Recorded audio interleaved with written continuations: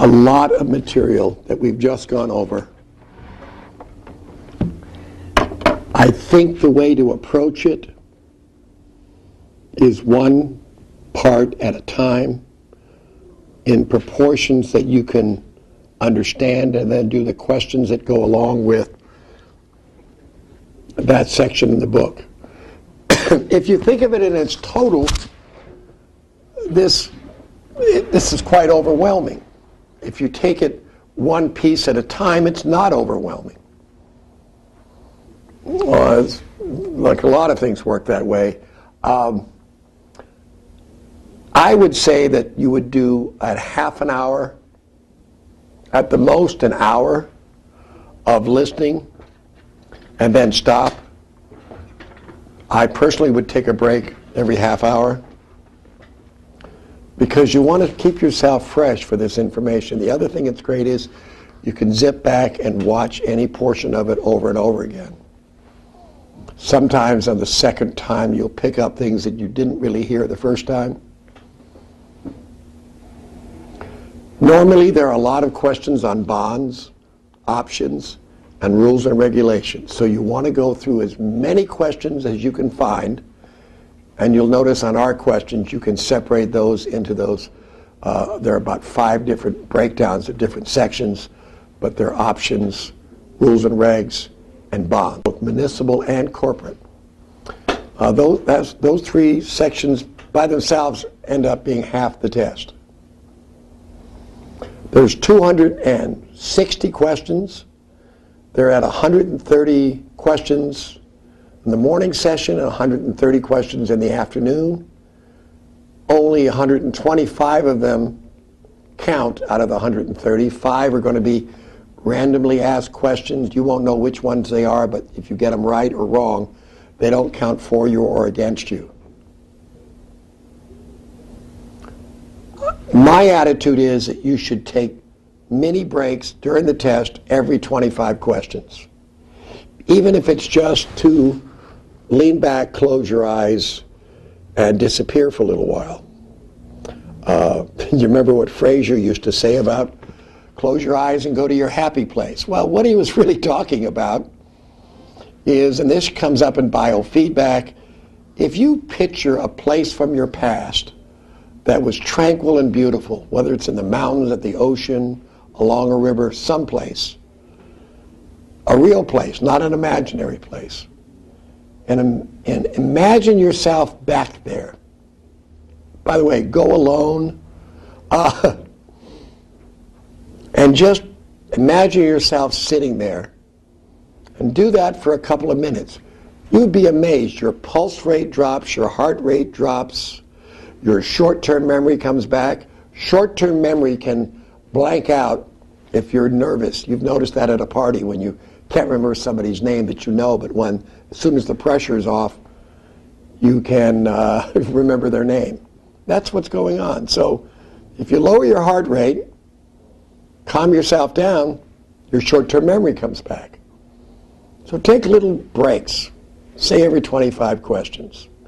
I would say get up and use the bathroom, wash your face at least once during each one of the 2 halves of the test.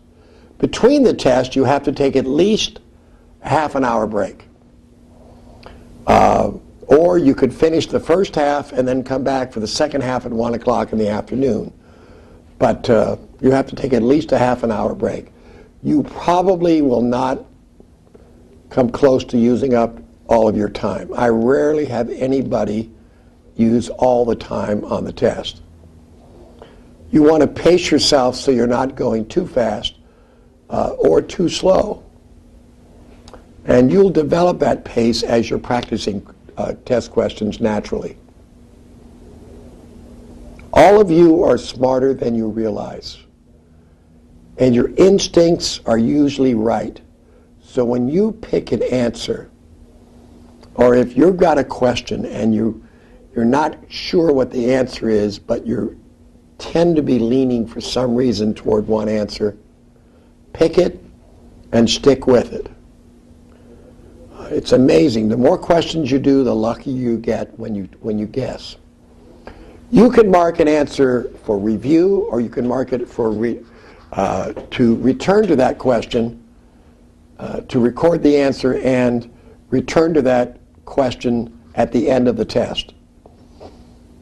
If you hit that button to record an answer and return, at the end of that test, they'll go back and show you each question that you hit record and review on, and you can then change your answer. Of course, you can change your answer on any question at any time for the first half and at any time for any reason in the second half.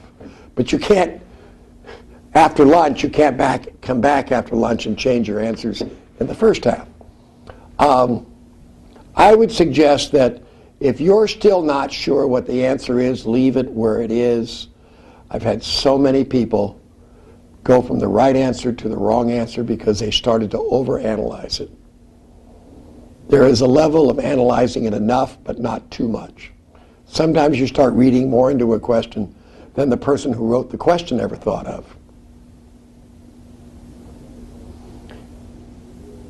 Make sure you have your ID with you when you go. I recently had a vice president from one of the major banks decide on a Saturday to jog down to the testing center, and he jogged down there and arrived, and guess what he'd forgot to put in his little jogging outfit? A picture ID, and he couldn't take the exam. It's quite embarrassing. One has to be a picture ID from a government authority issued ID. That could be a passport, it could be a driver's license, and some other piece of ID that doesn't have your picture on it, which can be almost anything.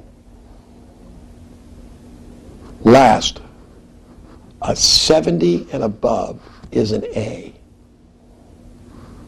If somebody asks you how you did on the test, I don't care if you made a 90 or a 70. Your answer is, I got an A.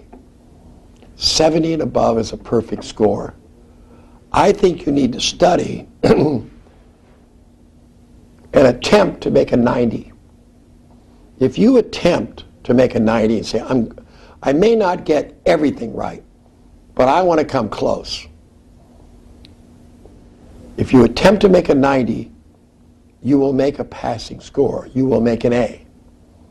I had two people call in the last couple of days. One made a 93 on the test, the other one made a 95. Now, I admit that's quite rare, but it could be done. But a 70 and above is a perfect score. Thank you for using our school. Good luck to all of you.